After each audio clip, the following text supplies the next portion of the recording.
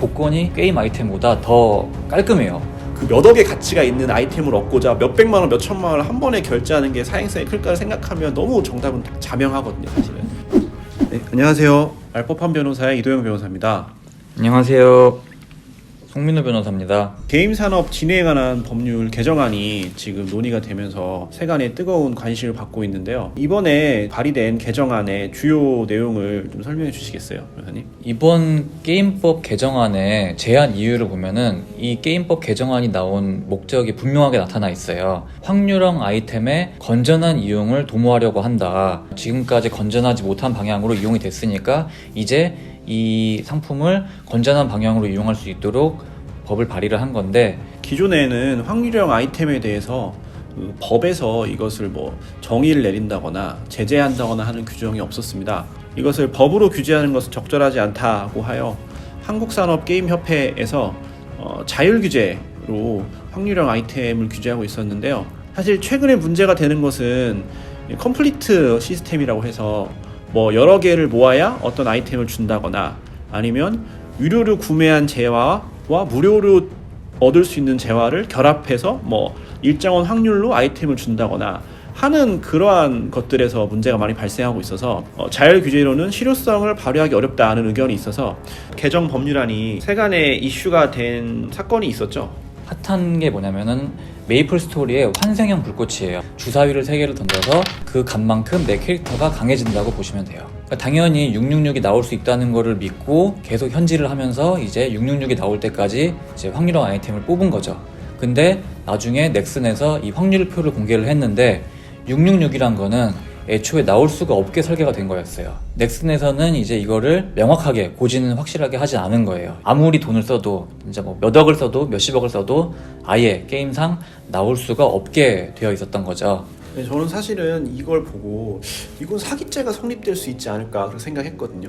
상대방이 어떠한 착오에 빠져 있고 본인이 그 상대방의 착오를 제거해줘야 될 의무가 있음에도 불구하고 그런 상대방의 착오를 이용해서 어떤 재물이나 재산상의 이득을 얻으면 사기죄가 성립될 수 있거든요. 네, 저도 이게 고지 의무가 있다고 봐야 되는 게 거의 이 확률형 아이템을 게임사들이 거의 복권을 팔듯이 그러니까 정확한 확률을 공개하지 않고 팔았다는 거는 이 안에 뭐가 들었을지 모르는 거잖아요. 그러니까 유저들은 되게 막연한 기대를 가지고 돈을 쓰게 만든 거죠. 이제 우리가 로또의 경우에는 814만 분의 1의 확률로 1등이 된다는 걸 알고 있고, 즉석 복권인 스피또의 경우에는 1등부터 몇 등까지 몇 장이 발매가 돼서 이 중에 몇 장이 당첨이 되니까 확률은 얼마다, 이게 다 나와 있거든요. 사행성의 어떤 극단에 있는 복권조차도 이렇게 모든 확률을 투명하게 공개를 해서 팔고 있는데, 게임 아이템을 복권도 아닌데 확률을 숨기면서 또는 확률을 조작하면서 이렇게 팔았다는 거는 저는 말이 안 된다고 생각을 하고, 우리가 실생활에서 상품을 살 때 보면은 그렇게 간단하게 상품을 사지는 않잖아요. 뭐 먹을 걸 하나 사더라도 이제 영양 성분 같은 걸 다 볼 수 있고, 공산품을 사더라도 어디서 만들어졌고 어떤 걸 원료로 만들어져 있는지를 다 확인할 수 있는데, 게임 아이템을 사면서 제일 중요한 확률에 대해서 정확하게 고지가 되지 않았다는 거는 저는 이거는 좀 말이 되지 않는다고 생각을 하고, 게임 회사에 이 확률에 대한 고지 의무가 저는 있었다고 봐야 되고, 이걸 위반했으면 당연히 사규죄가 성립을 한다, 저는 이렇게 생각을 합니다. 여러 문제가 되는 확률형 아이템을 대량으로 고가로 팔고 있는 회사들이 이제 사행행위가 되지 않는다라고 지금까지 봐왔던 것은 뭐냐면 사실상 황금성 이슈 하나거든요. 사실 지금까지 이제 게임사들이 항변하는 거는, 아니 이것은 황금성이 없다, 이거 같은 경우 뭐 게임 아이템을 뭐 돈으로 바꾸거나 이럴 수 없는 거 아니냐, 그러니까 돈으로 바꿀 수 없기 때문에 이것은 뭐 도박이나 사행행위가 아니다라고 이렇게 주장을 해왔었는데요. 저는 되게 약간 눈 가리고 아웅하는 것 같아요. 그냥 인터넷에서 리니지 같은 경우는 아이템을 거래하려는 곳을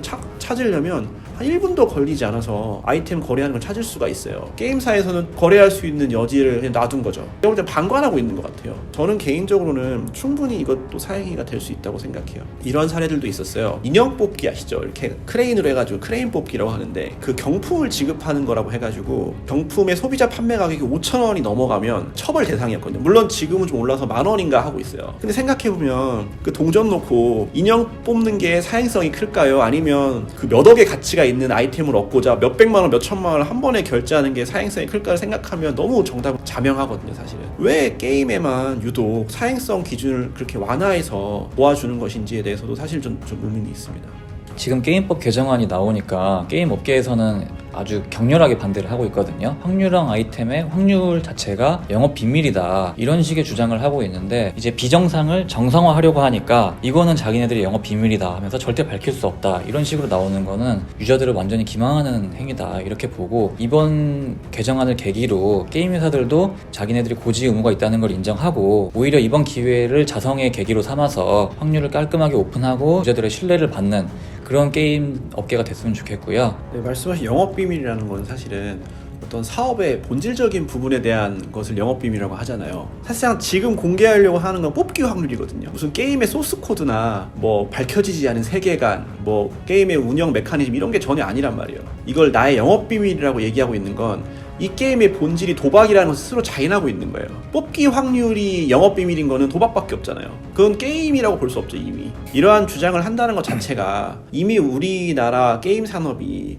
그러니까 도박, 사행성에 너무 물들어 있는 것이 아닌가라는 생각을 하게 하는 그러한 주장이었습니다. 이렇게 확률형 아이템을 규제하는 것이 우리나라가 최초가 아니거든요. 중국 같은 경우는 이미 그 랜덤 아이템에 대해서 금지한 사실이 있고요. 일본 같은 경우도 컴플리트 가차라고 해서 그 가차 시스템을 금지한 적이 있고요. 피파도 그거를 도박죄 위반으로 해가지고 1000만 유로 100억이 넘는 벌금을 부과해버렸어요. 사실 그거에 비하면 단순히 그냥 확률형 아이템의 확률만을 공개하라라는 거는 상당히 좀 경한 그러한 제안이라고 생각합니다. 폐해에 대해서는 얘기가 되게 많았어요. 그래서 10년 전부터 계속 있어 왔는데, 그때마다 이 게임산업협회라는 곳에서 그렇게 하면 우리 K게임이 죽는다, 우리 국제적인 경쟁력을 갖춰야 하는데 이 문제가 있다 해서, 그럼 니네가 자율규제를 한번 해봐 라고 해서 2015년도부터 자율규제를 맡겼어요. 그걸로부터 6년이 지났잖아요.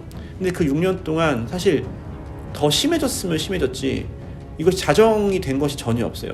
게임법 개정안에 대해서 여야가 한 목소리를 내고 있고, 유저들의 어떤 분노도 지금 굉장히 높은 상황이잖아요. 그래서 이 법이 무난히 통과가 돼서 조금 게임 산업이 정화되는데 좋은 계기가 됐으면 좋겠습니다. 네, 지금까지 알법한 변호사였습니다. 감사합니다.